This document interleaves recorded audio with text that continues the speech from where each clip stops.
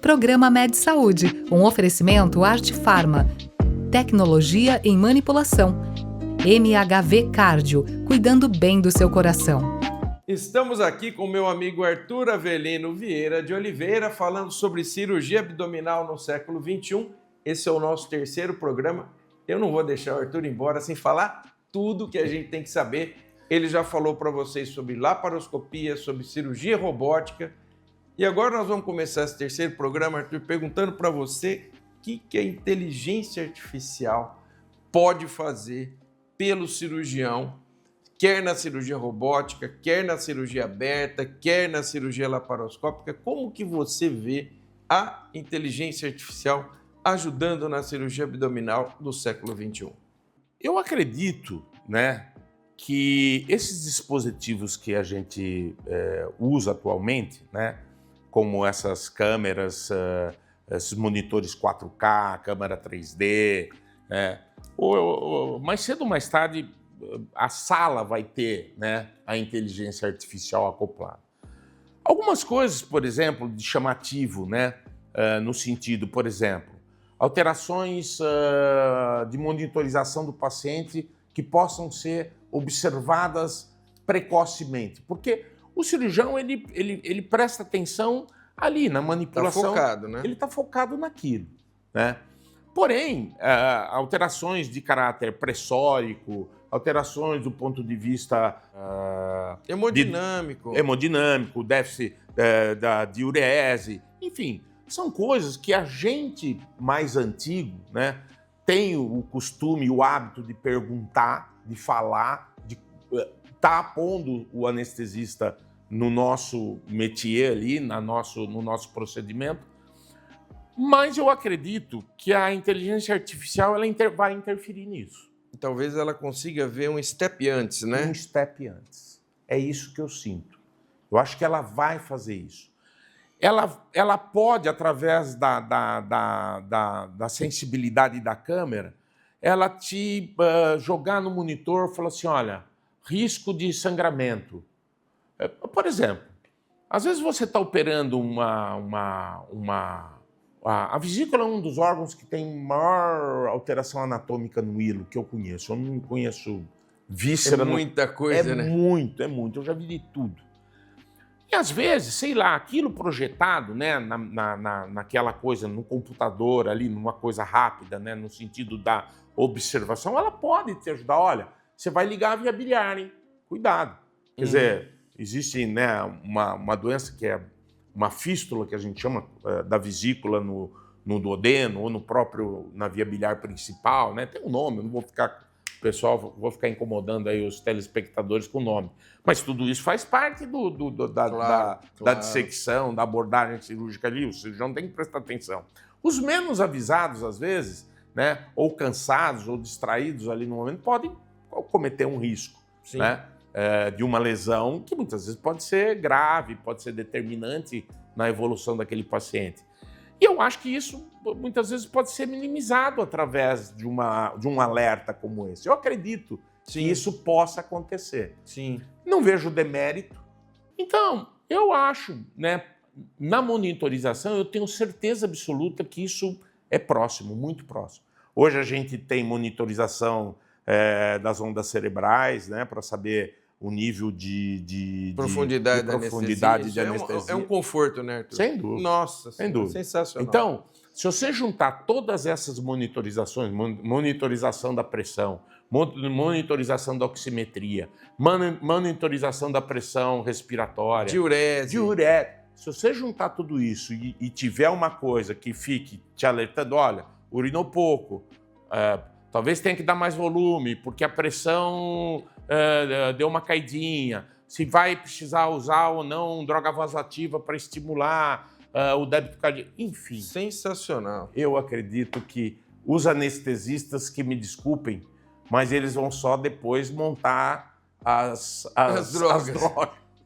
Porque eu acho que é aí que o negócio vai pegar, Vai pegar. E eu acho que pro ensino Brincadeira, também, hein? Os anestesistas que me desculpem aí. Mas veja que para o ensino também vai ser fundamental. Opa. Se para quem já está no exercício isso é importante, você imagina para aquele cara que está começando, que vai fazer a primeira, a segunda, e você ter... Seria como um proctor, né? Ó, cuidado aqui você está muito perto, ó, vem um pouquinho mais para cá. Quer dizer, isso vai ajudar muito, né? Você sabe que a gente achava isso tão importante no passado? Eu dei aula na Faculdade de Medicina em uma técnica cirúrgica.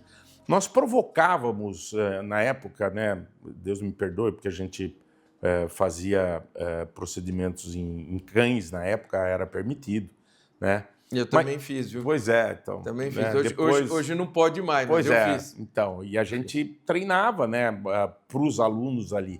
E nós fazíamos, provocávamos coisas que poderiam acontecer de acidentes e de alterações no animal monitorizado e que o cirurgião, que seria o aluno ali que estaria aprendendo, teria que prestar atenção. Então a gente provocava uma hemorragia, lógico, não deixava sangrar para o meio, mas para dentro de um frasco, depois a gente reinfundia, né? Para eles verem o que aconteceria com a alteração. Exato, com o animal chocado, enfim. Só que eles ficavam vendo isso acontecer. Sim. O que isso, talvez, nós vamos antecipar, acredito, agora, através com a inteligência artificial. Agora, Arthur, vamos caminhar um pouquinho na tua carreira. Conta para quem está nos ouvindo, como é que foi primeiro escolher cirurgia? E depois como é que foi escolher cirurgia do aparelho digestivo? Conta pra gente quem foram os norteadores dessas decisões. Eu tenho uma história bacana aí de família, né? Meu pai foi um cirurgião, meu pai veio do Rio, meu pai é carioca, né? Na verdade é fluminense, né? Meu pai nasceu numa cidade chamada São Fidélis, filho de fazendeiro, e fez escola de medicina no Rio de Janeiro e fez cirurgia geral. E, de repente, apareceu uma oportunidade para ele para vir para Jundiaí. Ele veio e aí se estabeleceu aqui, trouxe minha mãe, que também é campista, é fluminense. E aí foi crescendo profissionalmente na cidade. E era um cara que operava tudo, né? Naquela época, eles faziam cirurgia geral mesmo. Quando eu estava na faculdade, eu frequentava um serviço de cirurgia geral, mas eu tinha uma vontade, assim, eu tinha uma curiosidade com a cirurgia pediátrica. E aí eu fiz um ano de cirurgia geral, que era pré-requisito, né, para nós, e aí fui fazer cirurgia pediátrica. Que legal, Então, Arthur. comecei minha formação como cirurgião infantil. E, olha, pensa numa coisa que me ajudou demais. Por quê? Porque a cirurgia infantil, né, diferente que alguns, e eu ouvi de alguns professores mais antigos, né, que não era uma especialidade que não deveria existir, porque o cirurgião geral ou o cirurgião do aparelho digestivo operaria. Não operaria. Né? A criança tem particularidades que são dela, né? Não é um adulto em miniatura, isso é sabidamente. Sabidamente. E é importante você entender um pouco da embriologia, né?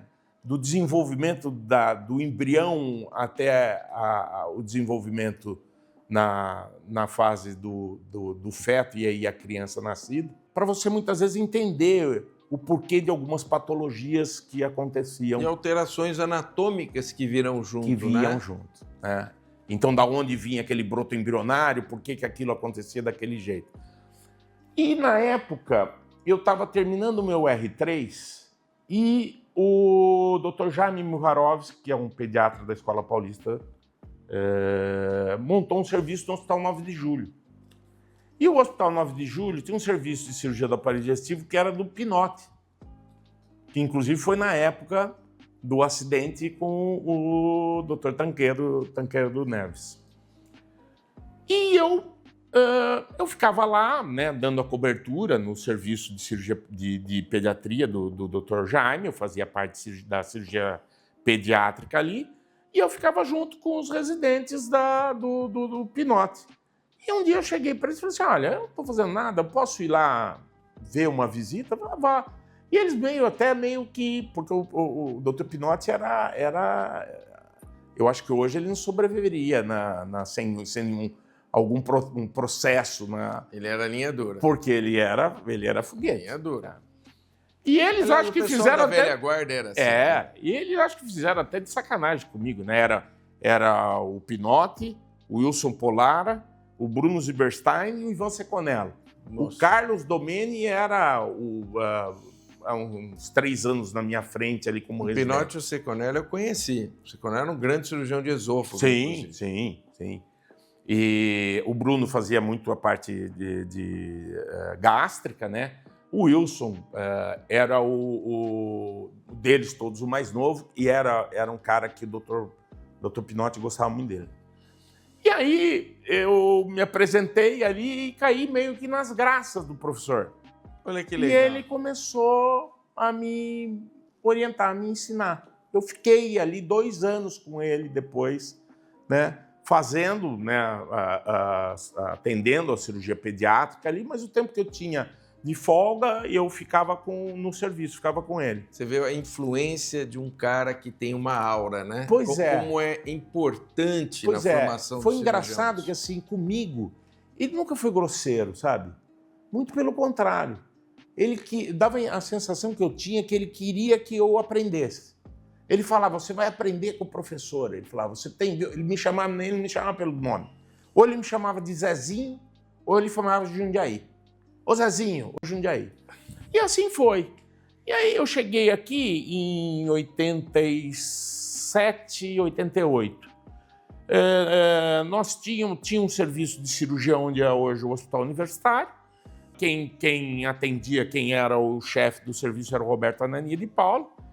Ele me convidou para fazer parte do serviço, já como cirurgião geral e cirurgião pediátrico. E aí, fui. Em 1990, teve a primeira cirurgia laparoscópica de cirurgia de vesícula no Brasil. Eu entrei nesse troço, nós estávamos na técnica cirúrgica, montamos o serviço de treinamento lá, e daí para frente foi a minha vida como cirurgião. Agora eu quero saber de você, quem foram os grandes nomes da tua vida? Eu já vi que o Pinotti foi um deles, mas eu quero que você dê os nomes para nós. É 1 minuto, não saia daí, já estaremos de volta com o Dr. Arthur para conversarmos sobre os grandes nomes que nortearam a carreira dele. É pai bola, nós já voltamos.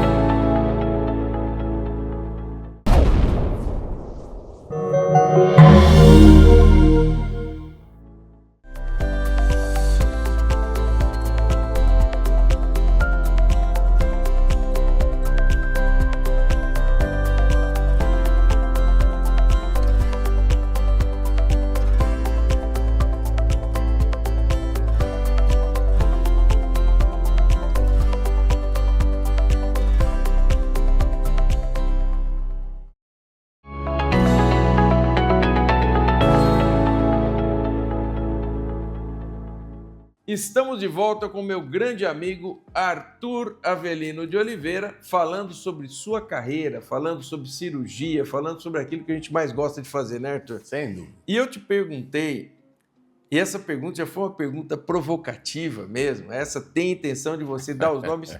Você que é um cara que eu gosto, que eu admiro, um grande cirurgião, quem foram os caras que indenizaram esse período? Foram aqueles caras que foram modelo para você, que te ajudaram, que você olha na sua história e fala assim, puxa, esse cara foi um ponto de inflexão na curva, sem esses caras talvez eu não tivesse chegado até aqui. Bom, uma pessoa muito importante, até eu tenho que, para que eu não me emocione aqui, não dê vexame em público, né? Mas foi meu pai, sabe? Meu pai como pessoa. Como cirurgião, pelo que ele fez, né? Sair da onde saiu, disposto a vir para uma cidade que ele não conhecia naquela época, estar solícito para atender as pessoas. Meu pai nunca foi um cara preguiçoso, nunca foi um cara que colocou dinheiro na frente da profissão dele. Meu pai atendia Eu lembro, vinha chofer de táxi em casa buscar meu pai para o meu pai ir atender as pessoas na residência. Olha só. E algumas vezes eu fui. E eu ficava, ele tinha uma maletinha, ele tinha um aparelho de pressão, ele tinha um termômetro com uma capa de ouro, até hoje eu tenho, termômetro de mercúrio. Senhora. Eu tenho até hoje, que tinha uma cobrinha relíquia, com a tampinha meu Deus assim. do céu, Eu tenho isso sensacional. guardado no meu quarto. Eu fui uma pessoa assim que eu procurei me inspirar muito nessa coisa da profissão em si, como médico. Tá. Né? Como professor, como orientador, eu tenho um cara que foi muito bacana, o Dr. Plínio Campos Nogueira. O Dr. Plínio Campos Nogueira era casado com a irmã do Dr. Virgílio Carvalho Pinto. Tá. Virgílio Carvalho Pinto foi quem montou a cirurgia pediátrica no HC. Nossa, sensacional. E o primo Curti, que ficou depois junto com a carreira, Dr. Plínio Campos Nogueira, e depois veio o Gilberto Maxud, atualmente um cara que era da época, que hoje está aqui em Jundiaí, que está aqui no HU, que é uma pessoa também, que é o professor Baratella, que foi presidente da Sociedade Brasileira de Cirurgia Pediátrica. São nomes que influenciaram muito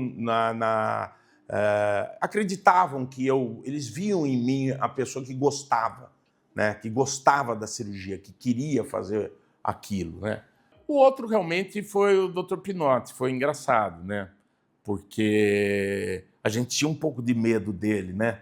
Ele era um pouco grosseirão. Ele era duro, né? E no fim ele me tratou muito bem, meio que parecia que ele tinha ali... Te apadrinhou, né? Ele parecia que ele queria que eu aprendesse para dizer que tinha aprendido com ele, sabe? Ele tinha muito isso também, né? Ele tinha um ego forte, né? O Roberto Anania, tá? É um cara que me recebeu aqui em Jundiaí muito bem, era muito amigo de meu pai, sempre insistiu comigo na carreira dentro da faculdade acadêmica. Logo que eu cheguei, ele me trouxe para trabalhar no serviço. Nós tocávamos, na época, todo o serviço de cirurgia o que era chamado na época Jundiaí Clínica, tinha mais ou menos, acho que umas 100 mil vidas na época, e nós fazíamos tanto a cirurgia pediátrica ali e a cirurgia geral, né, a cirurgia do aparelho digestivo. Tinha um cara também que já um pouco mais velho que eu, mas sensacional, que era o Barba, que era o braço direito do Roberto Anania, né? Dr. Eugênio Bueno, que me ajudou muito cirurgia de esôfago, um nome, né? Na época da vídeo. Porque o doutor Eugênio, ele falava assim, viu? Porque como a gente tinha um centro de treinamento, então nós ficávamos lá depois operando esses porcos. Uhum. A coisa crema, aí eu não ia embora. O pessoal das empresas que forneciam material, eles ficavam ali montando as coisas, eu ficava operando porco. Eu não ia, eu ficava ali. E ele ficava, eu via que ele ficava de olho em mim, sabe? E aí depois ele vinha e falava assim, e aí, o que você está fazendo? Eu falei, doutor, eu vou ver se eu tiro essa vesícula aqui, porque fulano não tirou, não conseguiu, ficou aqui parado e tal. Vou mexer aqui na alça e tal. E ele ficava, falou assim, tá, vai mexendo aí. E a ponto de que, num determinado momento, chegaram para ele e falaram assim, olha, o doutor Erasmo Tolosa, que estava no HC, que era chefe da cirurgia da urgência, do trauma. Aí eles chegaram e falaram assim, Arthur, eu acho que você deveria ir para a cirurgia do trauma, desenvolver cirurgia laparoscópica no trauma, lá no HC, lá no serviço do doutor Erasmo. Na mesma hora, o doutor Eugênio virou e falou assim, negativo. O Arthur vai desenvolver cirurgia laparoscópica aqui do aparelho digestivo. De todo mundo, ele é o que tem maior habilidade que eu vi iniciando aqui o processo da cirurgia laparoscópica. Então, eu não esqueço disso. Quando ele falou isso, falou na frente de todo mundo. Sim. Entendeu? Olha a visão dele, já um cirurgião maduro, já ele enxergou, idoso, ele já estava vendo, né? Ele enxergou isso. Eu não tive a oportunidade de ficar muito tempo com ele, né? Porque ele operava bastante no Sírio e tal. Algumas vezes ele vinha para cá, fazia a gente sempre, né, coisa mais complexa, assim, que a gente pedia o auxílio para ele vir Mas o Roberto sempre foi um baita de um cirurgião, né? E eu devo muito também, principalmente na cirurgia aberta, aprendi muito com ele. Mas são os nomes aí que eu tenho para citar que fizeram com que a minha carreira se inspirasse e que eu continuasse em frente aí. Depois tive a oportunidade de ter como colegas alguns que foram também muito bacanas, que desenvolveram bem a cirurgia laparoscópica. O Sérgio Hall é um deles, o Fábio Campos, que trabalhava com a doutora Angelita, de Jundiaí também. Enfim, graças a Deus eu sempre tive uma boa amizade. Marcelo, um grande amigo também, um bom cirurgião. Excelente. A gente sempre teve um relacionamento bom, ele sempre teve junto comigo, ele até muitas vezes me trazendo, o Marcelo gosta mais dessa parte acadêmica, né? Graças a Deus, eu fui uma pessoa abençoada com o dom de gostar da cirurgia, é visível isso. Sentir aquilo, né?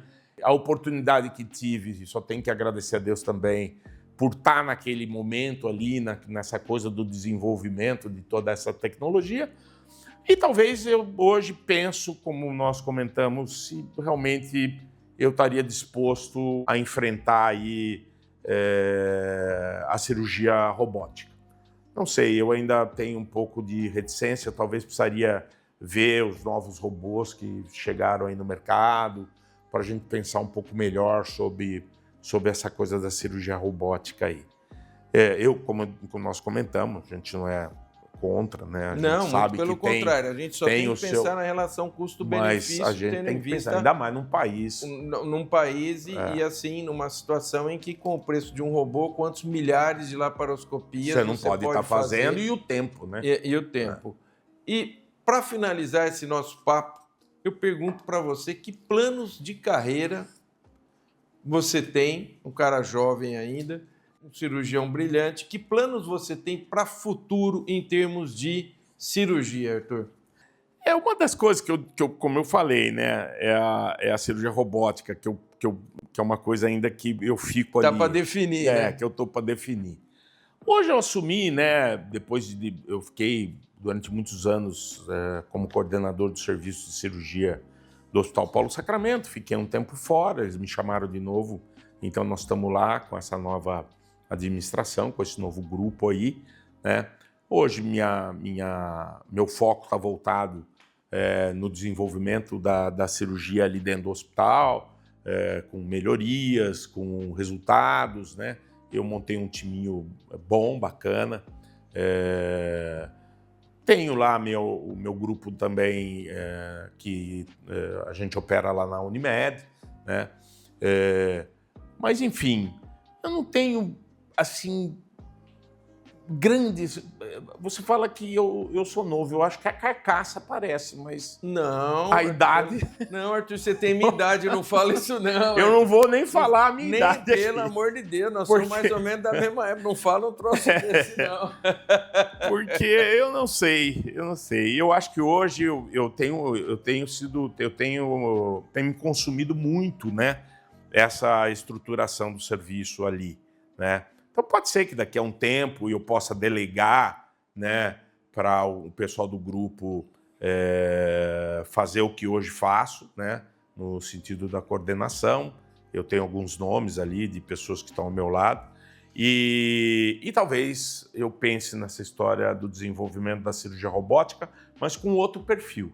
Eu acho que deve chegar com robôs mais acessíveis. Acessíveis. Isso, eu acredito. E talvez com mais tecnologia incorporada, que facilite mais o manuseio. Eu acredito mais. Ainda está muito artesanal, né, Arthur? Muito caro e muito artesanal, né?